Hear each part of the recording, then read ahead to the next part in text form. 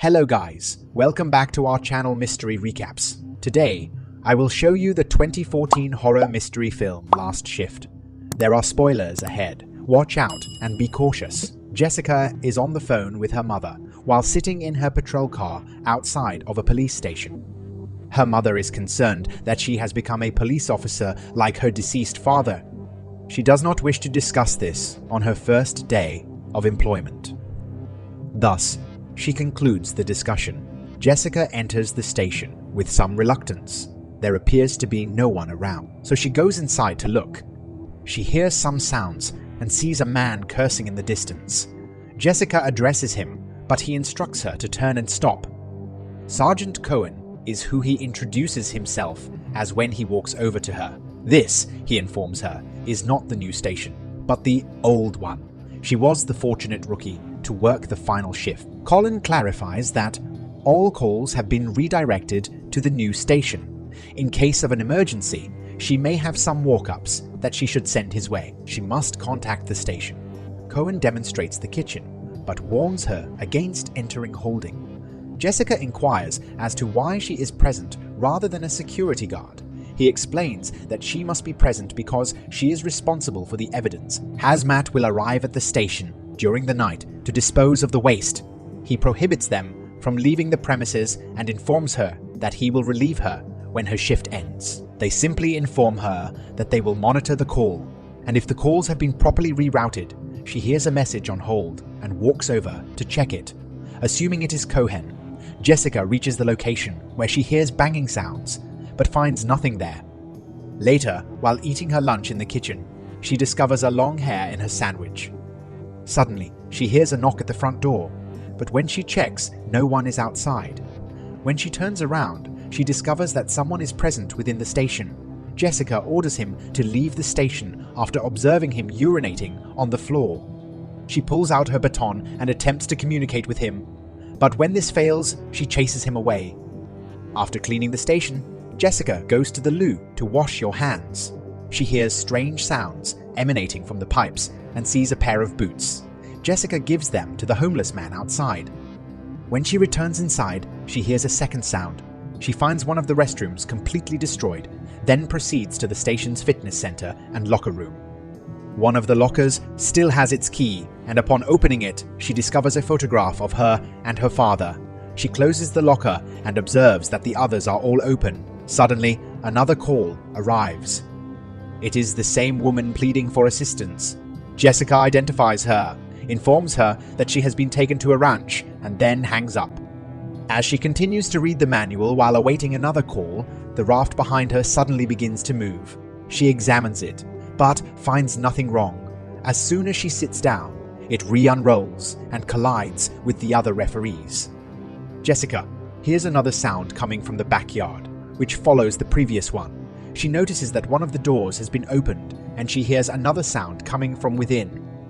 Therefore, she reports it before she investigates. Only a song is returned to her from the station. In the station, another sound is heard, and an alarm begins to sound. Jessica is reciting passages from the manual as she approaches the source of the sound. She enters a filthy room, and, when a box nearly falls on her, realizes that a homeless man has entered the facility. He is searching for something while ignoring her. Therefore, she climbs up to him. She renders him incapacitated and arrests him.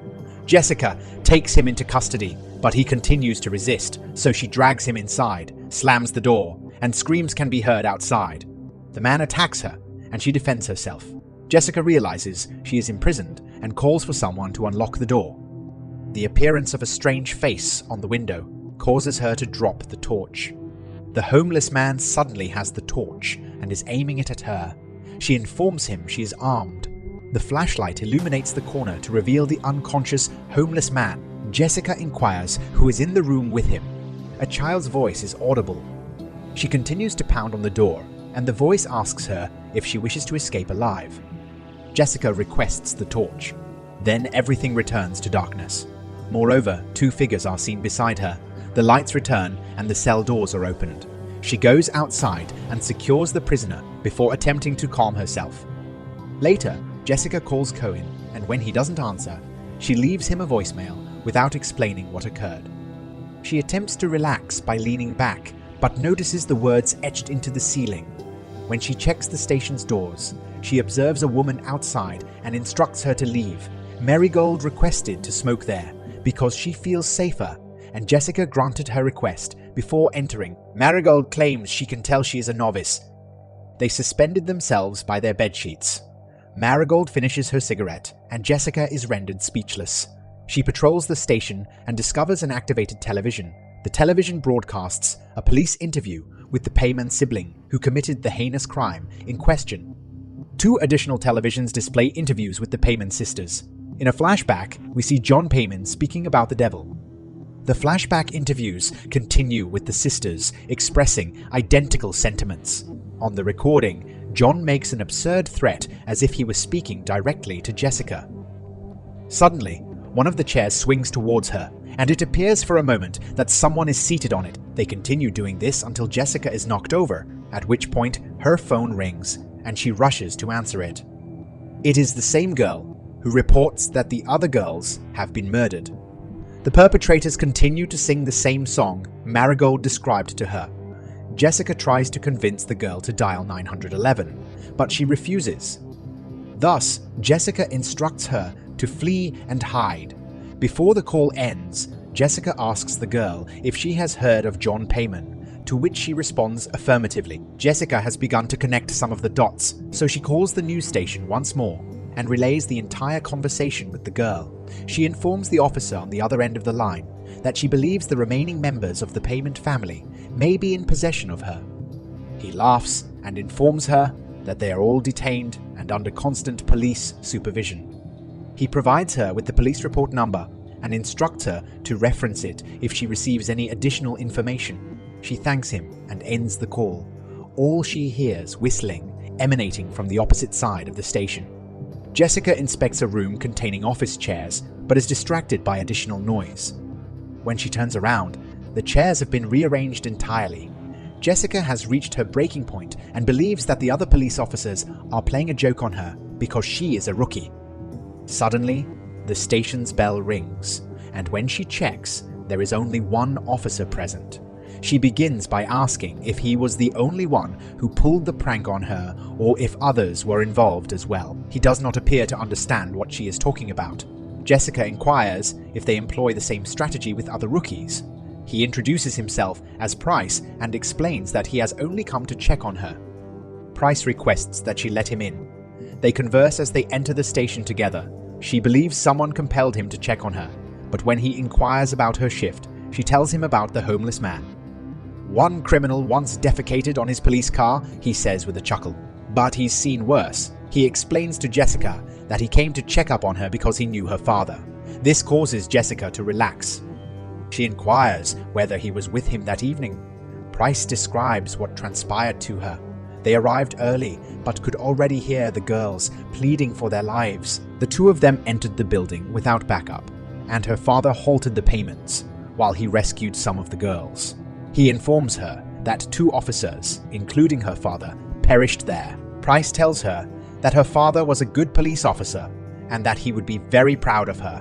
When he turns around, she sees a large hole in his head, and as he passes the window outside, he vanishes. Jessica investigates his whereabouts and calls after him. She hears voices from all around the station, suddenly circling her. Suddenly, she observes the movement of a body within the hallway. The object begins to levitate and move in an unnatural manner. Jessica hides for a moment, draws her weapon, and then checks to see if the man is still present. She hears the song again, and when she arrives at the source, she sees a group of girls sitting in a circle and singing the Ghost Girl's Turn around her face, while their reflections appear normal. The door closes behind her, and they vanish. Jessica here hears an additional noise outside and proceeds to the evidence room. She discovers it completely strewn with male clothing placed in the center. Jessica dashes to the telephone and dials Cohen's number. He asks her why she is calling, and she responds that she believes she is hallucinating. Jessica doubts that she will be able to complete her shift. Cohen ridicules her fear and asks her again if she'll be there by the end of her shift before hanging up the phone. He requests that she not contact him again. She calls the waste removal company to inquire about their arrival time. When the man responds that he is uncertain, she informs him that she will be waiting outside in her squad car. Jessica leaves the station, but her phone rings, prompting her to return quickly. It is the girl once more, informing her that she has escaped. The same officer answers the phone and informs her that the girl calling the station is deceased. Jessica is incredulous. The officer informs her that she was the final victim and was killed with a bat. He suggests that some members of the payment commune may have evaded capture and plays a cruel joke on her. It could also be ghosts. The officer informs her that the payments committed suicide at the station and that strange occurrences have occurred there ever since. A photograph falls from the ceiling behind Jessica as she hangs up the phone. It is a photograph of her after her death. She sees additional photographs of the deceased girls at the payment crime scene. Her mother is on the other line apologizing for bringing up her father. Jessica discovers her firearm is missing. She suddenly sees someone in the hallway, and when she pursues them, she is knocked unconscious. She awakens with a woman in an interview room. Jessica no longer knows what is real. The woman states that she would do anything for John Payman, and that he should have brought her with him that night. She inquires if Jessica has seen him there and instructs her to do so.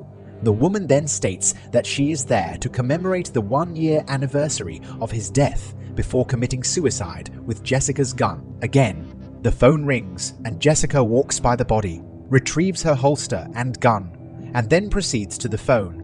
The same girl answers the phone. When Jessica informs her that she has passed away, she is unable to unlock the door or fire her way out. Her phone has rang. Her father has called. He tells her that she is as motivated as he was, but asks why she wants to leave when he sacrificed his life for the job. Jessica apologizes and states she will not. He informs her that the man who murdered him is still in the building and that she must take action. The homeless man abruptly passes her by. She asks him how he escaped and instructs him to descend. When she attempts to handcuff him, he transforms into a ghost. Jessica examines the homeless man's cell and discovers his demise. On the walls, the words "King of Hell" are written. Jessica attempts to contact the news station for assistance, but her radio only produces static. The song then includes a scream again. The radio emits blood and a ghost appears next to her. She sees a projection of the payments performing a ritual in their cell before committing suicide. John faces Jessica and removes the sheet from the bed. Suddenly, the ghosts appear next to her and also on the projection. Price also makes an appearance and shoots himself. She finds a photograph of her father and recites portions of the law enforcement codex just as John is about to capture her. Her father calls her again to inform her that they are approaching. He asserts that she must do whatever it takes to stop them. Several men wearing hoods appear and she fires at them. They instruct her to come find them. Jessica searches for them and reaches the evidence room as a result. She again hears them and pursues Jessica, shooting one and continuing to pursue the others. She eliminates another and incapacitates a third. When he begins speaking about the devil, she shoots him as well. She is suddenly shot. 2 Cohen appear behind her, each holding a gun to her head. She turns and realizes that the man she murdered worked for a waste removal company. The actual events are depicted in a flashback. Jessica is incredulous. She has murdered all the men from the company who were supposed to collect the evidence. Cohen refers to while Jessica sings the 3 payments on the 3 payment card, ghosts appear and abduct her. Be sure to subscribe and enable notifications so you can view similar videos. Thank you for viewing.